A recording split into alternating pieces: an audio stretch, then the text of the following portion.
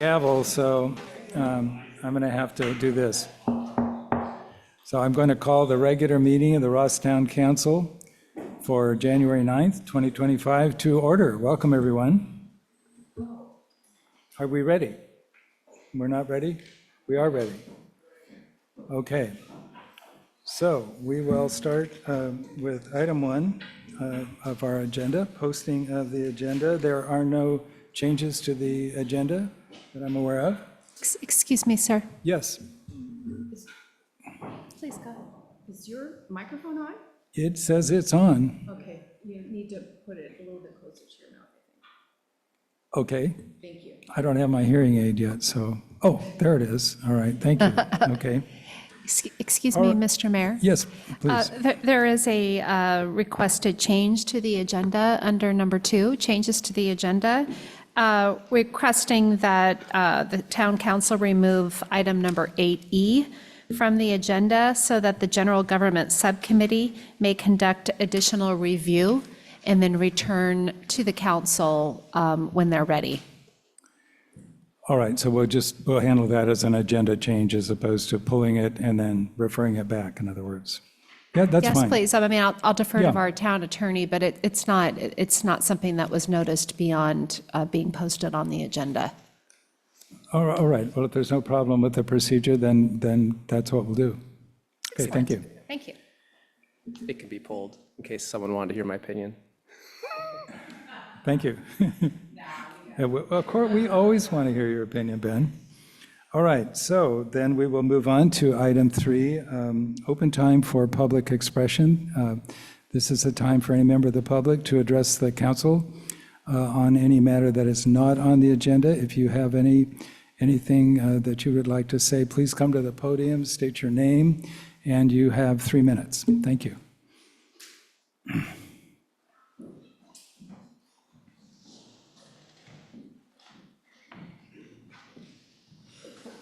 Good evening. My name is Tom Vilhauer. I'm a Ross resident, and I had prepared a set of slides. Yep.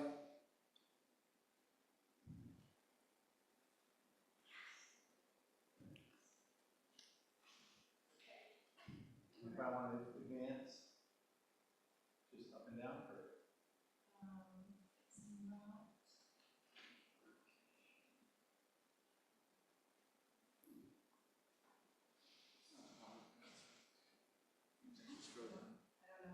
that's fine. Good. Let's reset the timer too, because this is setup time. So, okay, thanks. Go ahead. My purpose here tonight is to ask the town to paint bike share arrows on Shady Lane.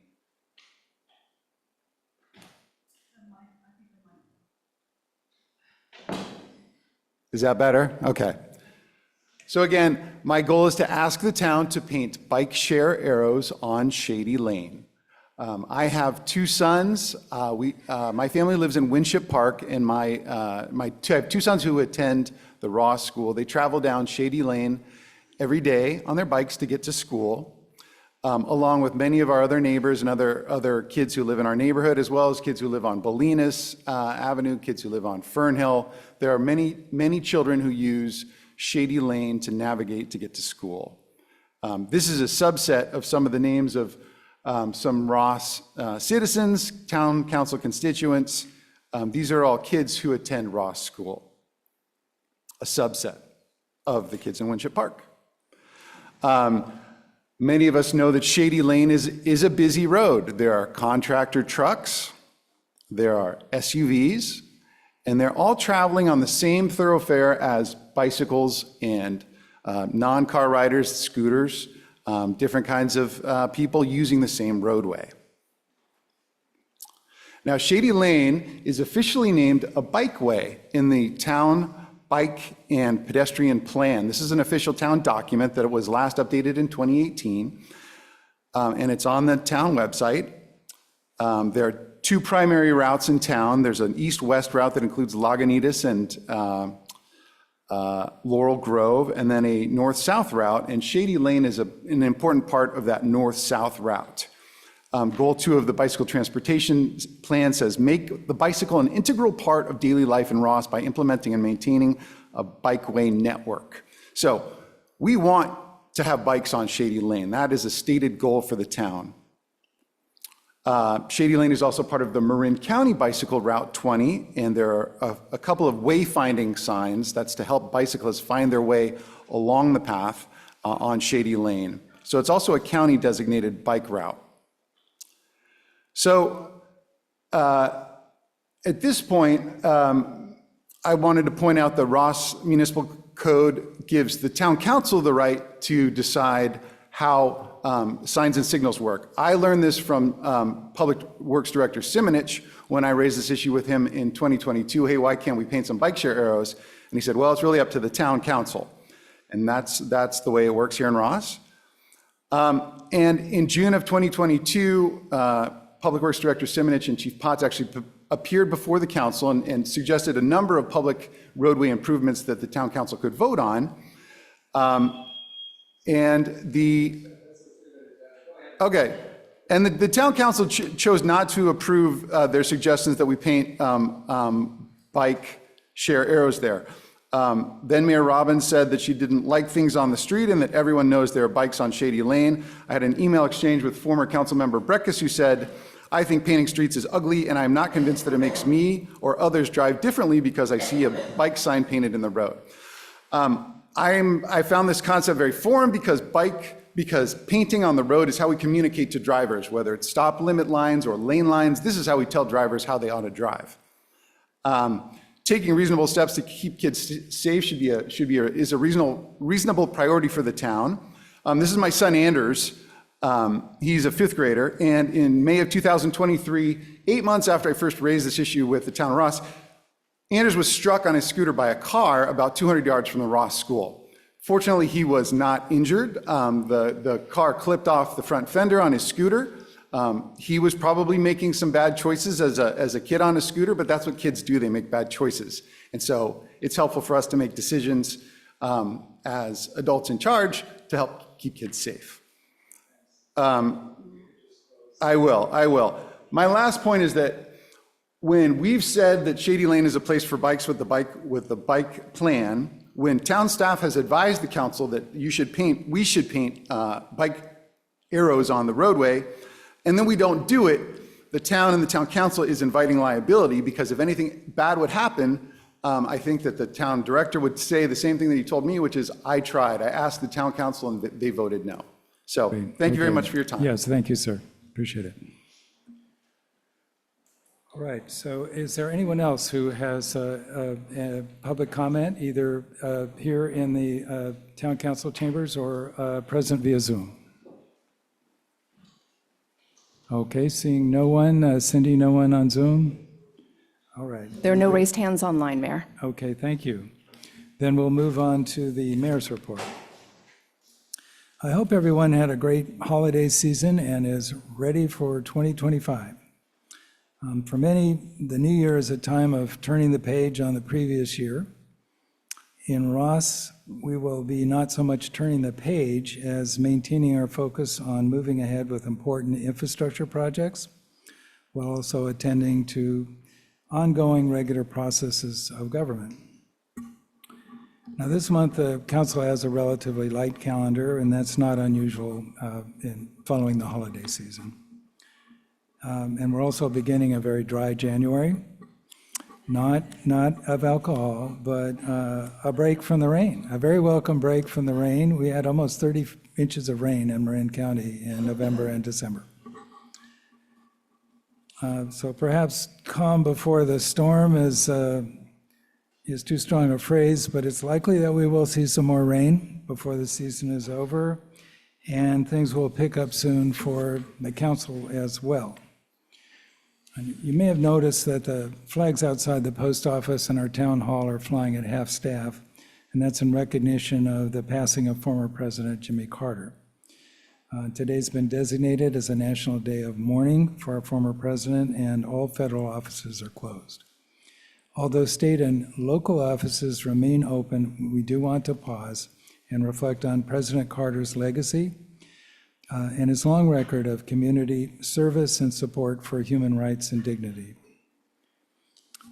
In addition to the major changes in government at the national level, a changing of the guard is also underway in Marin County following the November elections.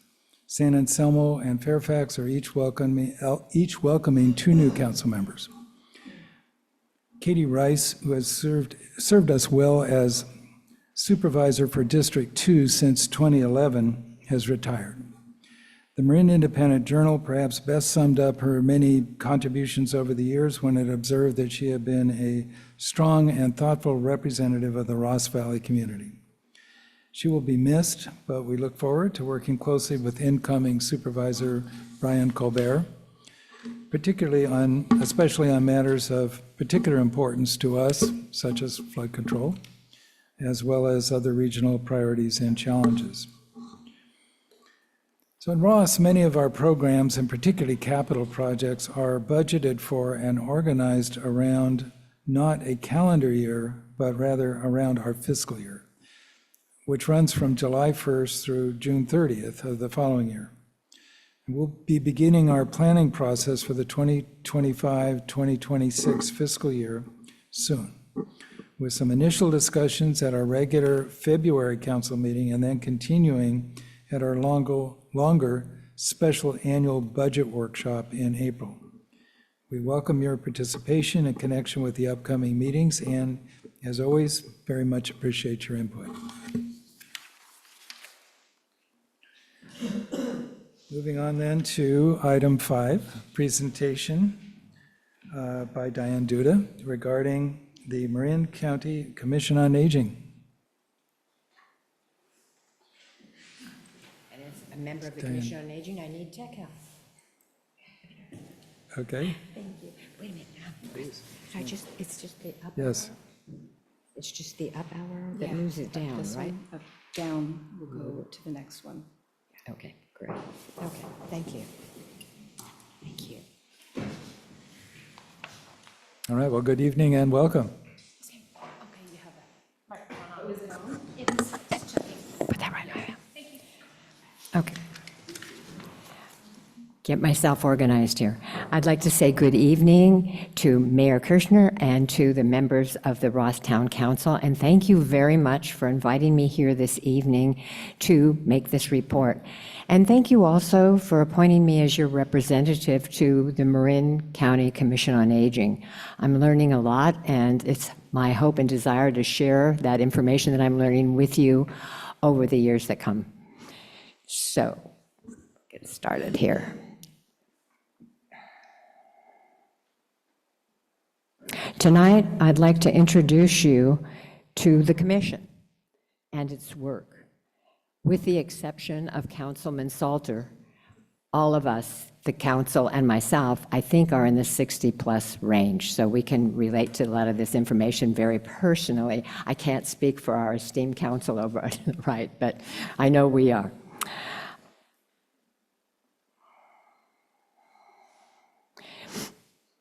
So, the Marin County Commission on Aging represents all the cities and towns in Marin, as well as the supervisorial districts. We have standing committees, such as those listed, and we have ad hoc committees. It is our job to represent the needs and interests of Marin County's older adults. We advise the County Board of Supervisors and the constituencies that we represent. In my case, it would be Ross. Where do we get our information?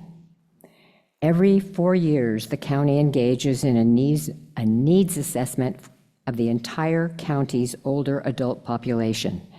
This survey informs the goals and objectives of the Department of Health and Human Services under whom we operate for the next 4 years. How is this survey constructed?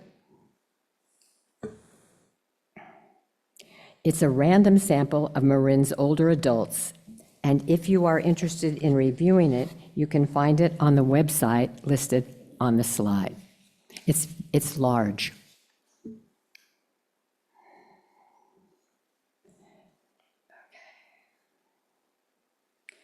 This As you might imagine, the assessment reveals gender, age, race, and income disparities within our older adult population. The top 5 concerns in 2023 are rated differently today. The number 1 concern of older adults in Marin right now is financial security. And that goes along with the fact that the largest growing group of unhoused people in the country, our state, our community, are older adults. That's the growing population. It is not people who are using drugs and things. It's not mental health. Those are actually, in some cases, declining. It's older individuals.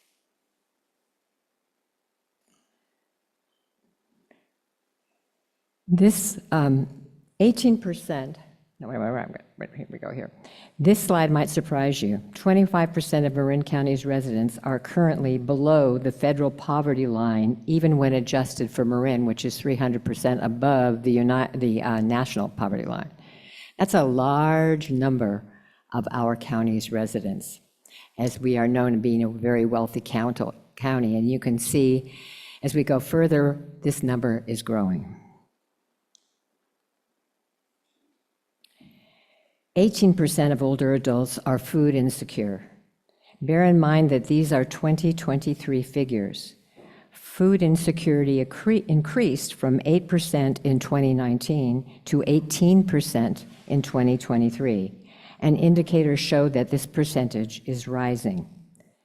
And the number of older adults who worry that their food will not last until the end of the month continues to do the same. 47% of older adults in Marin have difficulty living within their income.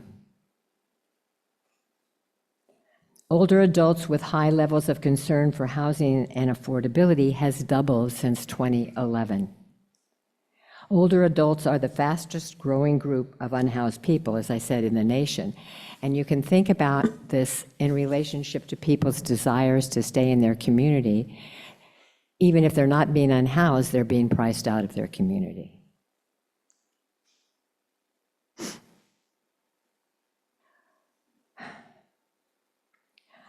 Isolation is another. 1/5 of older adults provide unpaid care to older adults or to adults with disability. This is huge because we've got older adults taking care of older adults, and once again, challenged by financial security within their own spaces.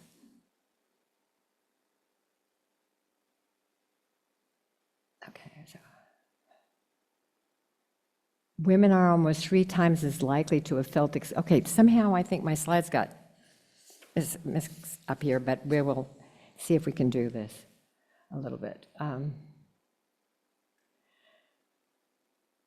I'm going to just take this off the slide. So 1/3 of older adults in Marin County are feeling isolated from others. Women are most likely to feel this. And then you can imagine if people are being forced to move out of their communities where they may know people and move into an assisted living, or if they're lucky, or somewhere else if they're not, they are becoming more and more isolated because they don't have a community around them that can help support them in times of need and just in times of joy and celebration.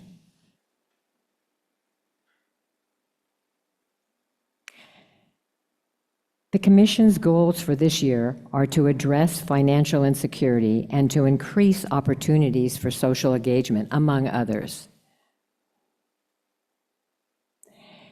These findings are important to us in Ross because Ross is not immune to these identified needs of older adults.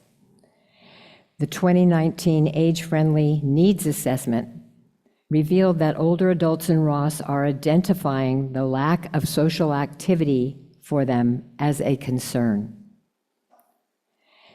This is a concern that I want to tell you and put a plug in for, that the Ross Age-Friendly Task Force, with your support, and you have been supporting us, is working to meet.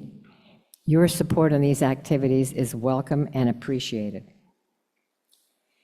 The Age-Friendly Group, for example, is presenting 2 upcoming events. We have one this Saturday at the Marin Art and Garden Center, and the second one is on February 13th to celebrate Valentine's Day with a lunch for our residents 60 years and older. I'm going to be coming back around to you as a rep for our POA tonight, so I'll elaborate on those a little bit. But the task force is doing an excellent job at trying to create more community, more opportunities, and have existing events tweak themselves so that older adults can address it. So we're very, very happy with that. So what can we do, what can you do to support older adults in Ross? It would be terrific if the council could view all policies as you're reviewing them, projects, services, and communications through an age-friendly older adult lens. It's so easy to not do this, because if you don't fall into the group of people who need older adult approaches to things, you don't notice it. So it takes an active intention to begin to look in this way.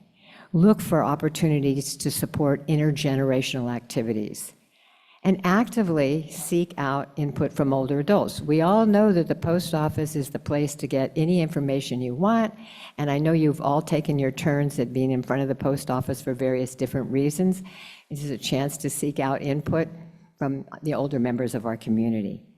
Continue your support of Age-Friendly Ross's work to enhance social engagement among older adults and across generations. It really helps to do those cross-generational things. And what does it take to make something that's for kids also age-friendly and vice versa? Ensure older adults and their caregivers that they are aware of resources available in Ross and countywide. One of the hardest things and the biggest concern I hear from people is, how do I find what I need when I want it? Most of us do not anticipate when we're going to have those needs, and finding them is not easy. So I want to thank you. I look forward to future communication with you and updating the council on commission news, projects, and advocacy. Thank you for supporting the commission's work and your commitment to working with older adults in our beautiful town of Ross. Does anyone have any questions? Any questions from council? No? Great. Thank you so much. All right, well, thank you very much.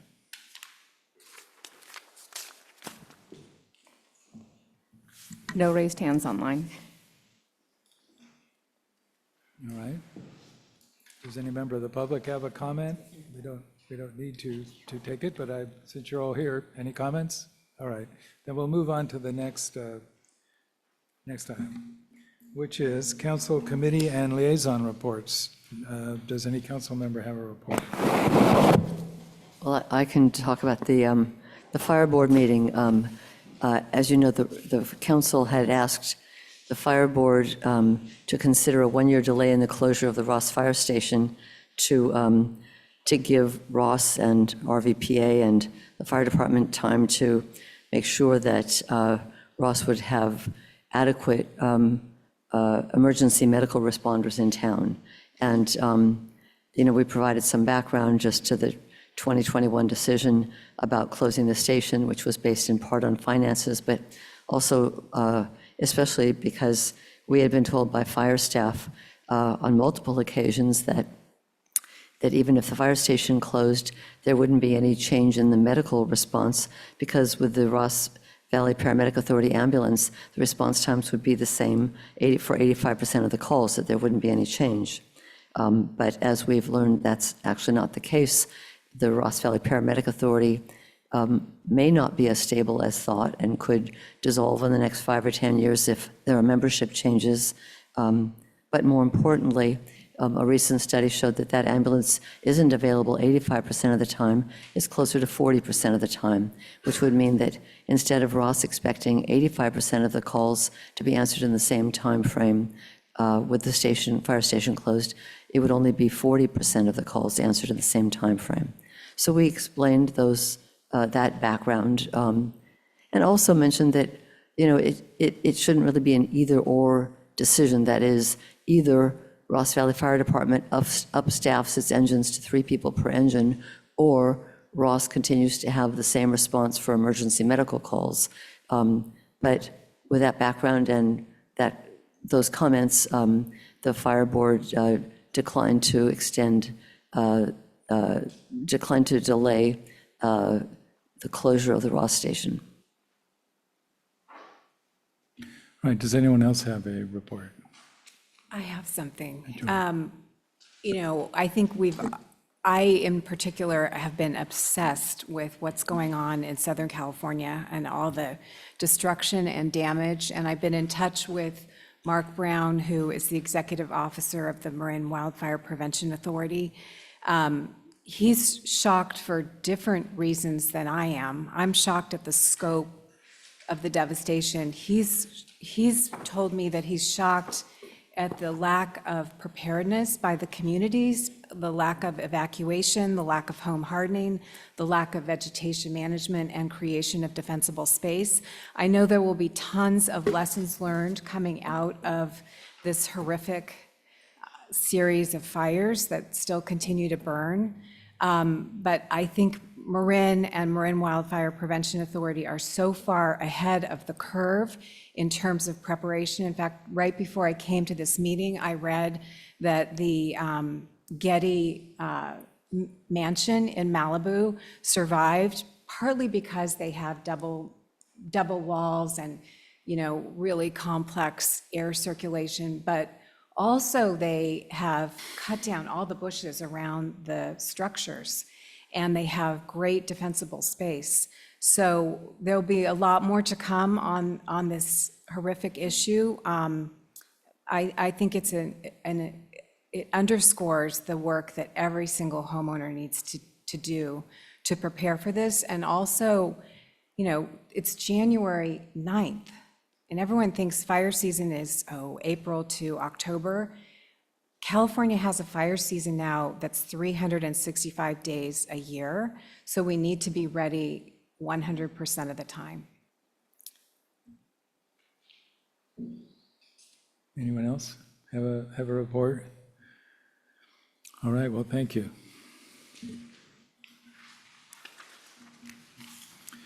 So the next item is staff and community reports, item 7. Town Manager Johnson. Thank you, Mayor and council members. Good evening. I'd like to wish you and our town residents a very happy new year. Just a couple of updates for you. The annual closure of part of the Ross Common is underway and will be in effect through early March. The closure is necessary to allow the newly seeded areas to grow and stabilize so that there will be grass in the well-used area for the following 10 months after it's opened up. I had a couple of updates about Age Friendly, but it's so ably represented by Mrs. Duda, so I'm going to leave it to her. The Advisory Design Review Group, they meet once a month, and their meeting in February has been moved from its normal February 18th date, 1 week, to February 25th. And finally, beginning next week, Public Works staff will begin painting curbs red within 20 feet of marked and unmarked crosswalks throughout town in compliance with Assembly Bill 413. Known as the Daylighting Law, Assembly Bill 413 became effective and enforceable as of January 1st, 8 days ago, and makes it illegal to park within 20 feet of intersections with sidewalks on both sides. Even if the curb isn't painted red, you cannot park there. Because most of these intersections are already restricted in Ross's downtown area, only 1 or possibly 2 parking stalls will be lost in the commercial area of Ross. Some residents who live near intersections in Winship Park and on Bolinas Avenue will lose on-street parking spaces, but the vast majority of residents will not be affected by the law. The concept is designed to open up intersections and eliminate blind spots, making it easier for drivers to see pedestrians and other vehicles that may otherwise be hidden by parked cars.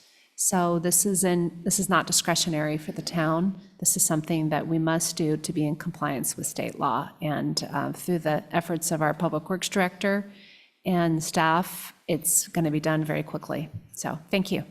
Thanks for the opportunity to report. Thank you. And now, item 7B, the Ross Property Owners Association report. Diane?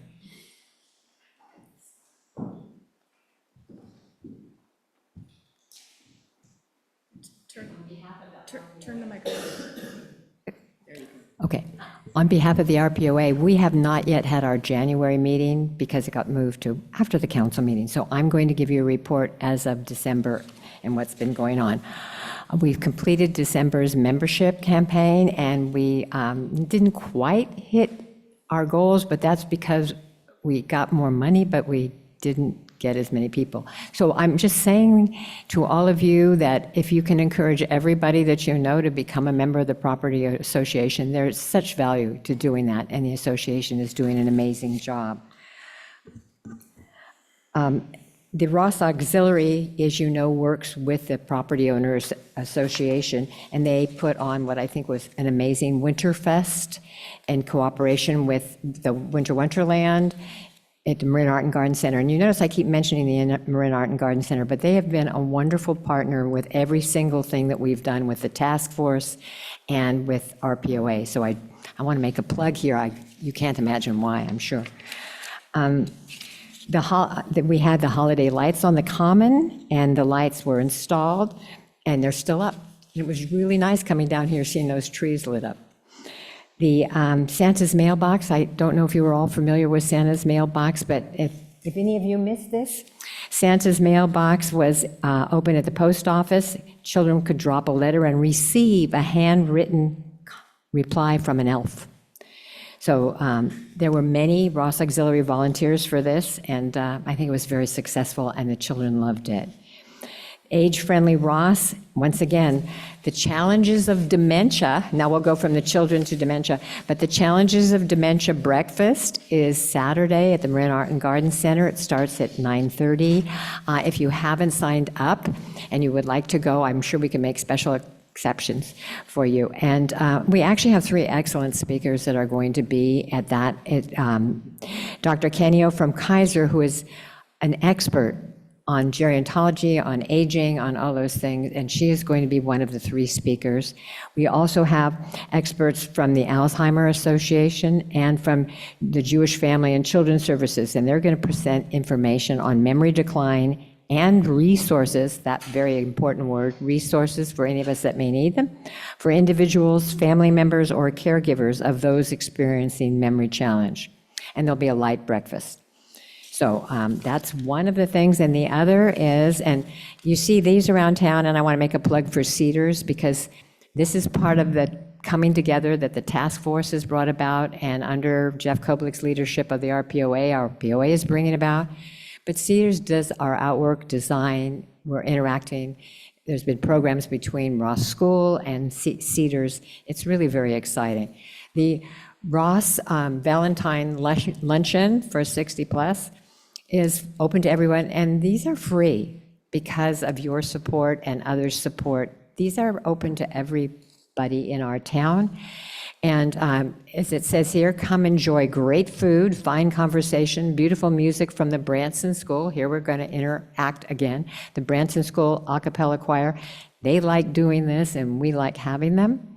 And there'll be lovely art by the Cedars residents and some nice surprises. The celebration will start at 11:30 and end at 1:30. This is a free event for Ross residents 60 plus. So this is just a little bit of the good things that are going on in this town.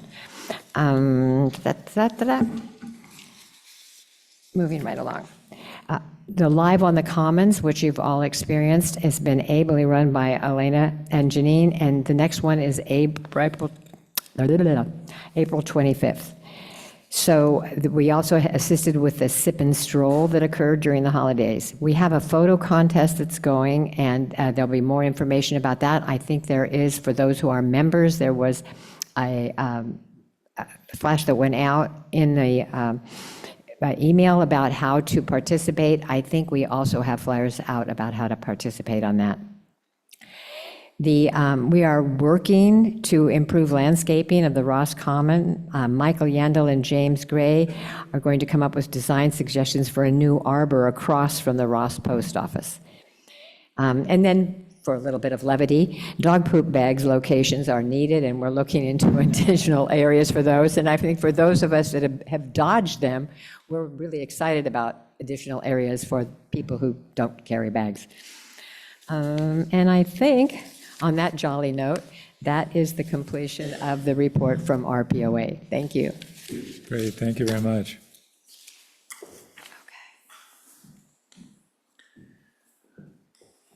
All right, now we'll move on to the consent agenda.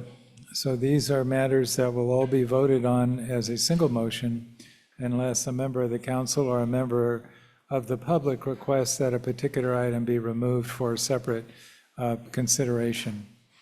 And as noted earlier, what is on the agenda as item E has already been taken off and will be referred back to committee and come before the council later. So we have now items A through D. Does any member of the council wish to remove an item? And does any member of the public, either present here now or on Zoom, wish to have an item removed? All right, not hearing any requests, we will then entertain a motion. I'll move to approve the consent agenda items A through D. I'll second. Mayor Pro Tem McMillan? Aye. Aye. Councilmember Robbins? Aye. With a vote of 4, the motion passes.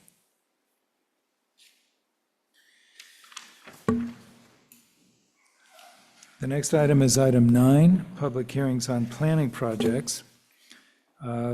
The first of those items, this is part 1. These are designated as A and B, so we're starting with A, which is 3 Quail Ridge, design review, demolition permit, a hillside lot permit, and town council adoption of resolution number 2446, approving the project subject to conditions. And I'll turn it over to the staff. Alex? Good evening, Mayor and council members. Tonight, the homeowner at 3 Quail Ridge is requesting approval from the town council for design review, a hillside lot permit, and a demolition permit. Tonight, the homeowner is proposing several improvements and additions to an existing residence. The proposed additions total 536 square feet and include a new laundry room, 2 bedrooms, a breakfast room, a powder room, and a primary bathroom. Site improvements include the front yard landscape, constructions of new site walls, walkways, and a spa. The driveway will also be enlarged. On December 17, 2024, the ADR members supported the project as drawn and noted that it will be a huge improvement to the neighborhood. Staff requests that the town council approves resolution 2446, approving design review, a hillside lot permit, and a demolition permit. Thank you. All right, thank you very much. So are there any questions at this point by council of staff? All right, well then we'll open this up for public discussion. First, we'll hear from the applicant. The applicant has 15 minutes, either the applicant or the applicant's representative, to speak in favor of the project, and then we'll also have an opportunity for rebuttal if there's any public comment in opposition.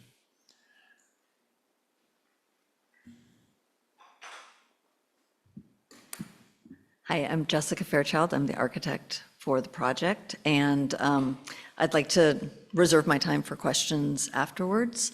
Thank you so much for reviewing the project. Well, thank you.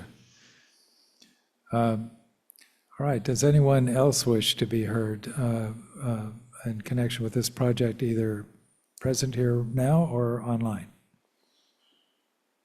Not seeing anyone here in the town hall. Anyone online? No raised hands online, Mayor. All right, well, council, I'll bring it back to the council then if there's no public comment and for discussion or a motion. I move to approve resolution number 2446. I'll second that. Mayor Pro Tem McMillan? Aye. Councilmember Dowling? Aye. Mayor Kircher? Aye. Councilmember Robbins? Aye. With a vote of 4, the motion passes. All right, thank you. We will now move on to item 9B, Marin Art and Garden Center, design review, demolition permit, and town council consideration of resolution number 2444. And staff report, Alex or Roberta? Good evening, Mayor Kircher and council members. As mentioned, this item is to consider the design review and demolition permit for the Marin Art and Garden Center located at 30 Sir Francis Drake Boulevard. And staff's recommendation is that the council hold a public hearing and then adopt the resolution number 2444, approving the project subject to conditions.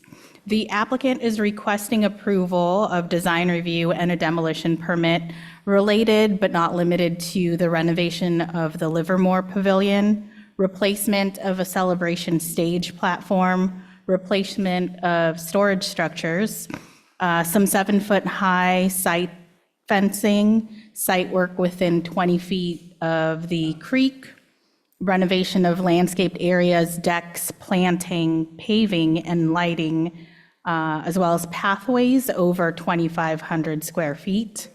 Magic's Sowing the Seeds project proposes landscape improvements, fencing, paving, and then improvements to the Livermore Pavilion.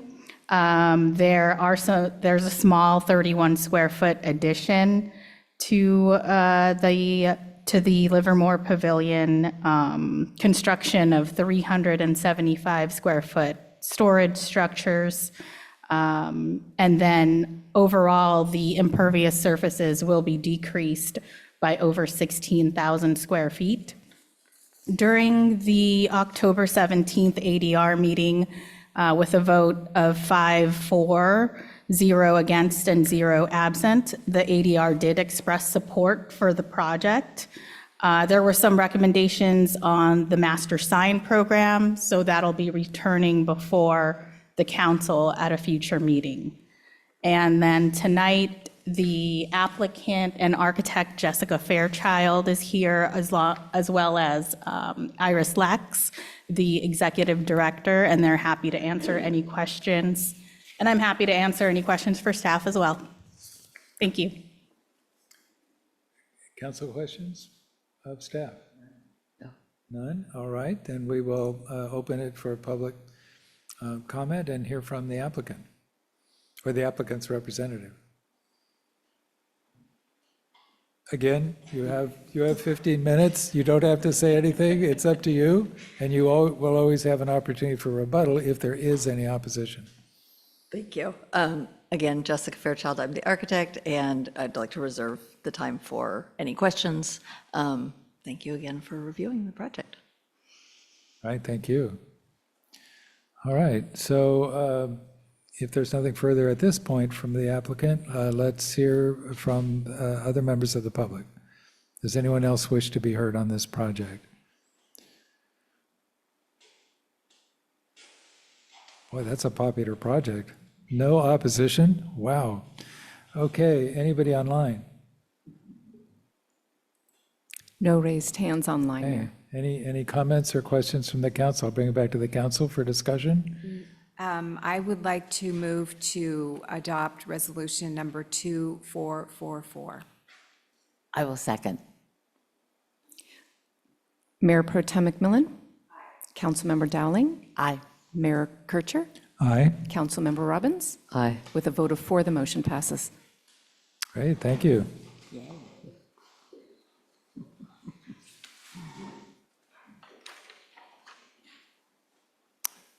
All right, so that concludes our planning project consideration, and we will then move to the administrative agenda. Item 10, Town Council to adopt resolution number 2502, amending the town salary schedule to add a senior accountant classification effective February 1, 2025, adding a full-time senior accountant position to the number of authorized positions in the administrative department, and authorizing the town manager to initiate a recruitment to fill the position. Town Manager Johnson. Thank you, Mayor, for that introduction. So for many years, the town of Ross has engaged the services of a consultant to serve as the town's accountant with additional duties that fall under the job description of a senior accountant. Ms. Elizabeth Ford has fulfilled these roles for approximately 40 years and now wishes to retire. It is necessary to find a replacement for Ms. Ford to perform these essential duties. Ms. Ford, with her keen eye for detail, noticed that my staff report included the statement that she is a CPA. That is not correct. Ms. Ford was a CPA for many, many, many years. However, she chose not to renew her license a handful of years ago. This is noted in her professional services agreement that she has with the town, and I do apologize for the mistake. She thought it was very important that I correct that, and I have now done so. Thank you. Staff explored the option of continuing to pay a consultant to perform the accountant duties. However, no suitable replacements, either accounting firms in Marin County nor sole practitioners, were identified that have the required government accounting experience, expertise, and enough capacity. That was the big one. They have to have enough capacity every week, 20+ hours a week, to be able to handle the town's workload.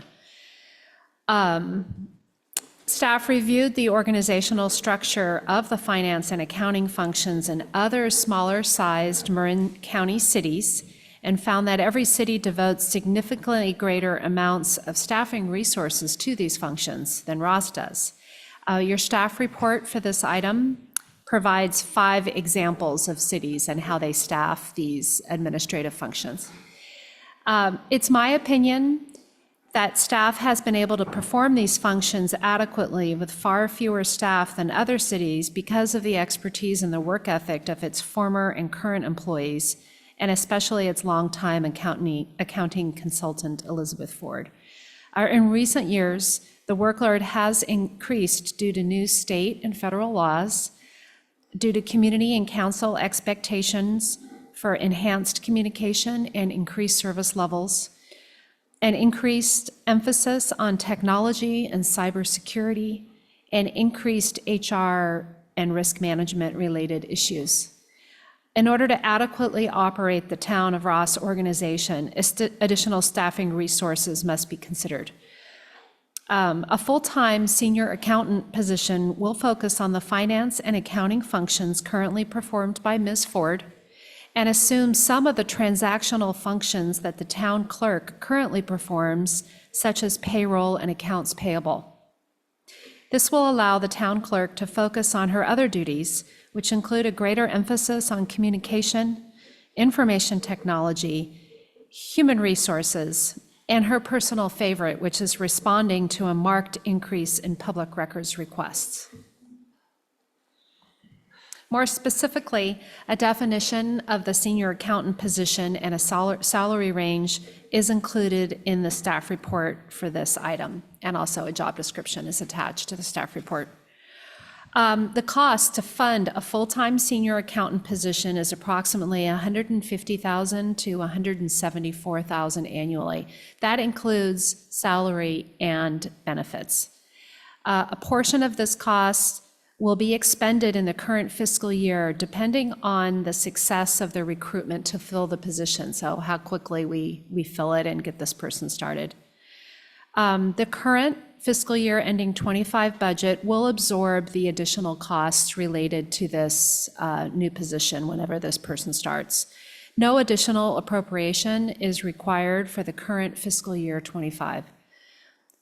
However, the town's budget for the next fiscal year ending 26 will be increased to reflect the annual cost of the position. The current budget includes $77,625 for accountant consulting services.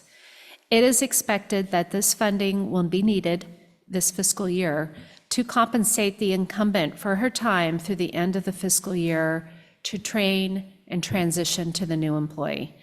In future years, funding for the consultant accountant will be transferred to the new position, thereby defraying the costs of this new position. So you won't have that consultant contract, but you will have a new position.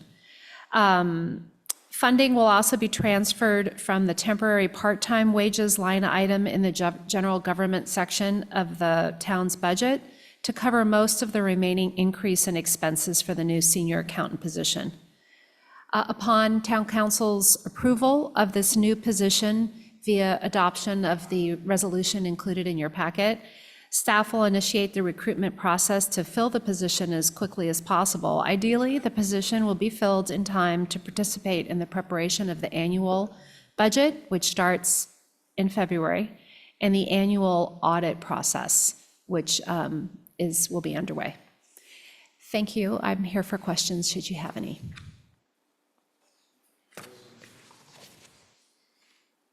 I just have a comment, Krista, and that is, I think we all need to recognize what a huge benefit having Liz on staff or as a consultant has been, not only for the quality of her work, but also for the huge amount of money that she's saved the town over 40 years. It's huge. Thank you. I agree, absolutely. It's more a comment also and not a question. Is that okay? Sure. Okay. I just want to say that it just seems so very reasonable that you look for a full-time position. It's going to be easier to fill than a part-time position, and hopefully it'll be somebody who will stay for as long as our previous person.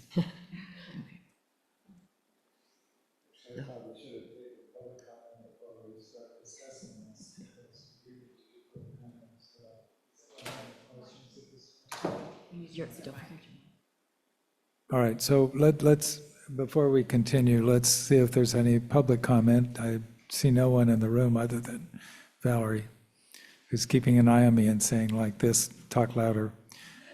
Is there anyone online with a raised hand? There are no raised hands Okay, online, Mayor. then let's bring it back to the council for any further discussion or comments. So I concur. Liz has done an amazing job, and it's time to hire someone to replace her. So I think this is very reasonable. So I would like to move, if there's no other comments, I would like to move that we adopt resolution number 2502.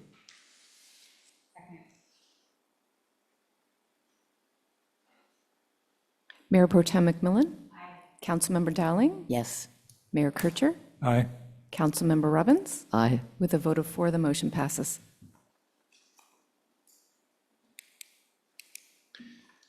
All right, and the next item is item 11, Town Council to authorize the town manager to modernize the town council chambers by replacing public seating and tables, thereby increasing utilization of the space for community meetings, workshops, and recreational programs. Thank you, Mayor and council members. I am giving you a short presentation this evening because Maureen Borthwick, our recreation manager, who very ably worked on this project and put it together, is caring for her sick family this evening. So she hopefully have set me up for success. So I'll just provide you with a quick summary. I'm not able to show any slides. I apologize, but there were photographs and exhibits in your staff report, in your agenda packet. This next item before you this evening is a recommendation that the town council authorize me to modernize the town council chambers by replacing public seating and tables, thereby increasing utilization of the space for community meetings, workshops, and recreational programs.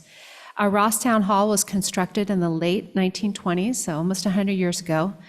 The facility's interior is outfitted with seating that is bolted to the floors and that staff believes may have been installed after the building's construction. Over the years, some of these fixed seats have been removed to provide space for wheelchairs, ADA accessibility, and to provide tables for town staff to occupy during town council meetings. In its current condition with fixed seating, the Ross Town Hall facility is underutilized. only used approximately 3 times a month for public meetings, and frequently, however, for small staff meetings throughout the workday. The fixed wooden seating, while aesthetically pleasing, limits the use of the facility for community workshops and recreation programs, which require the ability to move tables and chairs around to effectuate more productive space. In addition, there is an unmet need in Ross for indoor recreation space that is ADA compliant. As an interim measure, implementing these modest modernization improvements would help meet this unmet need and allow for public meetings and workshops to operate in a more engaging format.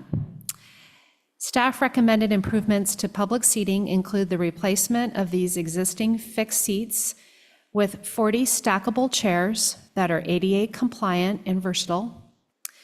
But yet for historical reference, and we all adore these aesthetically pleasing wooden seats, staff recommends that we keep 2 rows of the fixed wooden chairs, but install them on the sides of the room so we can still see them and love them, but not always sit in them.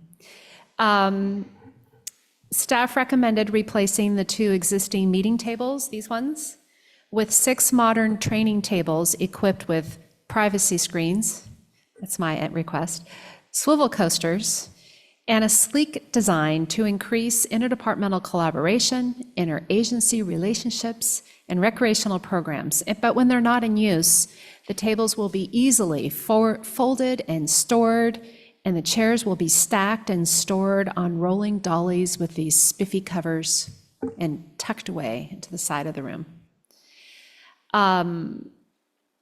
Recommended chairs and tables benefit older residents due to cushioned seating, and they're more accessible due to being lightweight and versatile. They increase public engagement through meetings and programs, increase revenue through new program fees for our recreation programs, increase employee safety due to lighter tables on fixed rollers, and facilitate compliance of seated occupancy limits. In addition, staff recommend restoring these gorgeous hardwood floors, including taking the chairs off, filling the holes, sanding the floors, and refinishing them with lacquer. The upcoming Civic Center modernization project will further evaluate and address the deficiencies in this chamber regarding the dais, the audiovisual system, the ADA, some other ADA compliance issues or improvements, the electrical, the roof, HVAC, infrastructural improvements, et cetera. So there's much, much, much work to done. This would just be an interim step to better utilize this facility. And as we commence our modernization project, there's a lot of other things that could be done here. And the council will certainly have a prominent role in that. Photos and descriptions of the proposed new tables and chairs are included in the staff report. The total estimated cost of these modernization upgrades is $17,000. However, of this estimated cost, $9,000 has been pre-approved by SHARP, which is the town's workers' compensation JPA, as part of its annual grant program to member agencies for equipment that promotes employee safety. The remaining $8,000 for labor and materials to restore the hardwood floors will be funded through the town's existing public works facilities budget. No additional appropriation is required. Staff time, an important resource, will be allocated for project coordination, quote solicitation, and coordination of labor. Upon receiving council authorization, staff will solicit quotes from 3 different companies in conformance with our purchasing policy that specialize in wood floor restoration and get this project completed ASAP. Room programming will be coordinated by the Ross Recreation staff with approval by me, the town manager. Priority will always be given to the town council, to the advisory design review group, to other town council-related committees, to town council-related events. They will always have priority. Recreation programming will be scheduled with the caveat that occasionally special town council meetings may need to be held in the space, thereby bumping affected recreation programs. And this is very common throughout cities. And that is my report. I'm happy to answer any questions you may have. Questions?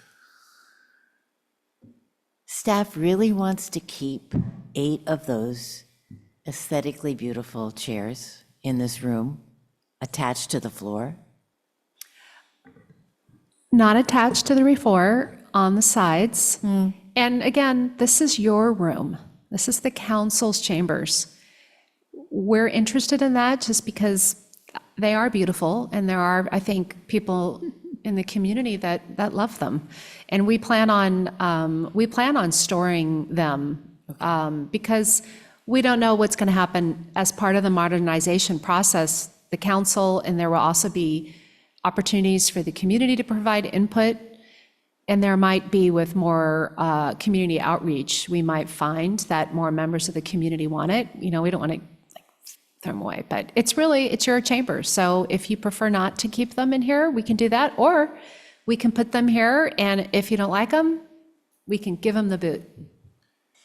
You know, Thank you. Is there really room for them? I mean, it's not like we have a huge area already. I mean, if we're going to be stacking chairs and stacking tables, where are those stacked? I'm having trouble visualizing it, frankly.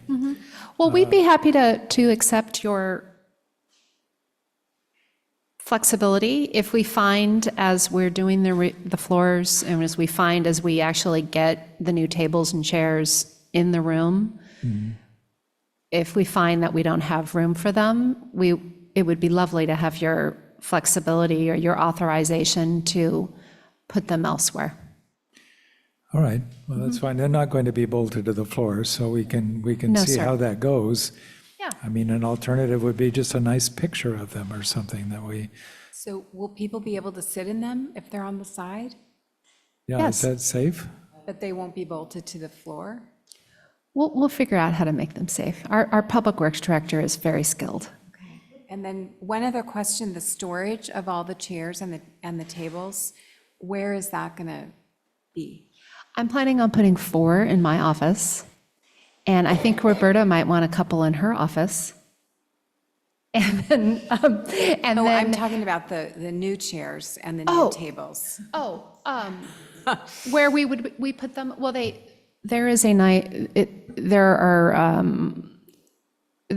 carts, and you stack up the tables to slide into the cart, and they have a nice spiffy cover, and we just put them in the back. So for example, we'd probably get rid of move this file cabinet in the back there. That would be a good place, kind of stick the stuff in the corners. We need to make sure we maintain our ADA accessibility and evacuation, and we'll work with the Public Works Director and, of course, the building official on that, and then the fire marshal for, what do you call it, making sure there's not too many people in here. I have a question. Might it be possible to purchase cushions for the chairs that remain in here? Then they would be both pretty and comfortable. For Oh, you mean the wood chairs. ones? Yes, Oh, we can certainly look into that. thanks. I'm thinking maybe 4 and 4 instead of 8 and 8 might be a little better. You'd still get the same impression, but it wouldn't be so bulky. Yeah. And I'm glad to know that we could change our mind if we don't like it. You know, maybe not everybody finds them aesthetically beautiful, so. I actually think it'll be sort of pretty. I mean, there'll be new ones in the middle, but, the prettiness of wood on the side. And again, if we don't like it, we just buy more of the modern ones. Well, and I think maybe they could be a fundraiser down the road. Facilities campaign, you get a traditional circa 1927 chair With room- without a pad. With room for your fedora underneath. We'll throw in the bolts too, okay? I thought we were going to say that you can name one of the chairs that stays here. Another option. Naming rights, that's what we need. We should have naming rights for the new buildings, actually. The new firehouse would be the, Bill right, Kircher? fill in the blanks. Well, okay, here's my $50, okay. Seriously. We better open this up for public comment before we say too much more. Anyone have any comment on this item? Online or here? Again, Valerie's remaining silent, so nobody online? Nobody Okay. online, Mayor. All right, bring it back to the council for further discussion and/or a motion. I I think just want to comment. Yeah. Were you it's gonna I think it's a great idea. We should go Yeah. ahead with it. Yeah. Thank I you. Yes. can't wait. I can't wait. It will make such a big improvement in this room. It'll be more versatile. I mean, we really don't have a community meeting place. It will really allow us to have that. So just make it happen quickly. My only regret is that this dais is not being changed because I think it's way too high. I've looked at the US Supreme Court dais, and it is like, I don't know, 6 inches above where the attorneys stand to speak. So this is just, how, Yeah, so I know this is being phased, but I would love to get this lowered so we're not like looming over our constituents. I think it's pretty offensive. yeah, I think we're the only council that does this with this very raised dais, and it also does take up quite a bit of room. All right, but that's for later. I agree. This is a great idea and a great project, and it'll look great. Do you have any idea when we would be actually doing this work? Within the next 1 or 2 months, we should be, it depends on the ability to get the wood restoration complete. But it would be scheduled so as not to conflict with our meetings, our important meetings that we have here 3 times a month. Good. Okay, so do we need, this is an action item, right? We need a motion then. If everyone's finished, if no one has any further questions or comments. So I move to authorize the town manager to modernize the town council chambers by replacing public seating and tables. Second. Mayor Pro Tem McMillan. Councilmember Dowling. Aye. Mayor Kircher. Aye. Councilmember Robbins. Aye. With a vote of 4, the motion passes. Thank you. All right, so that marks the end of our administrative items. We're on to item 12, no action items. Does anyone have any council correspondence to report? Okay, seeing none. Does any member of the council have any future council items to propose? I have one suggestion. This relates to the fires in LA and the traffic jams exiting the hillsides. We've talked in the past about enforcing some of the right-of-way and the encroachment parts of the people's property, and I don't know that we've been that thorough about it. And I wonder if this should be an agenda item where we start a kind of a real comprehensive program to get everything out of the right-of-way on every street. I thought we were already doing, Are with we? the 12-foot parking thing. Yes, Chief Pata and the police department staff are actively enforcing the 12-foot, it's 12 feet, right? Right, 12 feet. But I believe, Councilmember Robbins, are you talking about Well, there's so many- encroachments such as There's little so many people gardening who are- areas and And people are fences and- landscaping, in front of their houses, and, which would make it, it uses up that space as a travel lane or a pull-out lane in an emergency. So, I think that was what I was thinking, that as you drive around, there's a lot of landscaping in front of houses, and then a lot of overgrown shrubbery. So I wasn't sure if we should just focus on all of that or just stick with what we're currently doing. I think we'd be really unpopular. I don't know. I'm not sure. I'd like to hear more from staff about what that is, what the scope of that would be. Well, yeah, Too we much depth can't, right now. we Yeah, can't, be we an can't really discuss it. And if we're talking about the entire town, that's one thing. If we're talking about Sir Francis Drake, that's a much narrower issue. It seems to me the Southern California problem was the main thoroughfares. They were all blocked. People were abandoning cars. They were bringing in bulldozers to clear the cars. Well, and But that's a little different than what is being possibly discussed, or not discussed, but proposed as an item. Well, maybe Through the there could be mayor. an update at the next council meeting of, what's being done on major roads and also the narrow hillside roads, and a comment about, is that adequate, or should the council or Public Works be doing more? I think that would be, that's a scope that might be reasonable. We can put together something under the town manager's report that's Okay. pretty minor.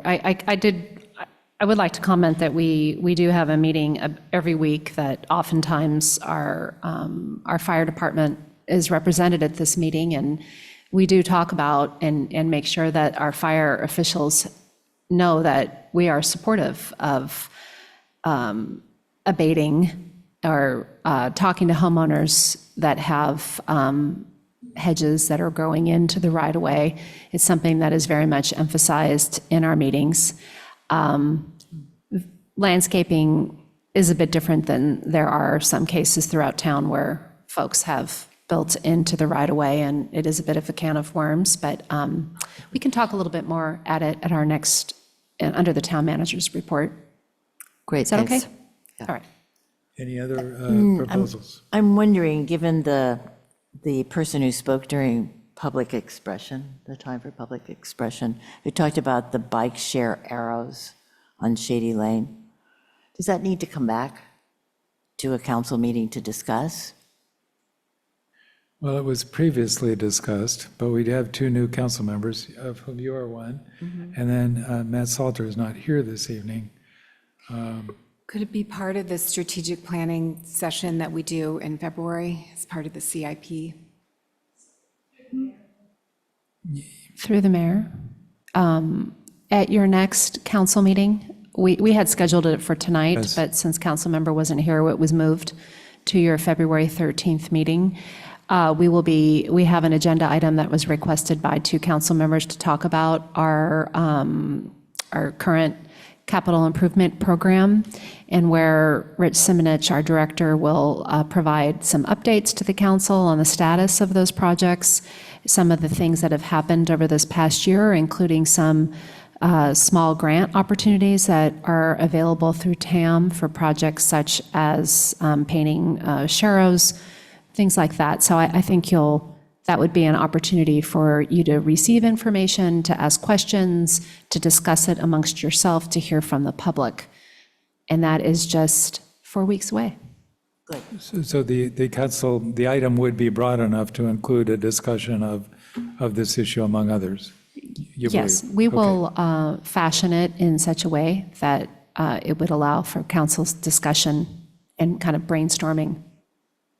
So I have an item. I'd like to propose another closed session item on the lease negotiations. Lease negotiations with the paramedic authority. Yeah.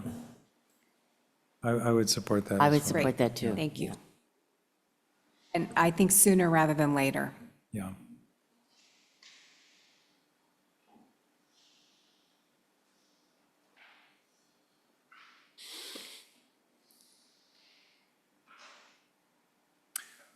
All right, well, if there are no further council items, then we've concluded our agenda, and our meeting is adjourned. Thank you, everyone. Yep.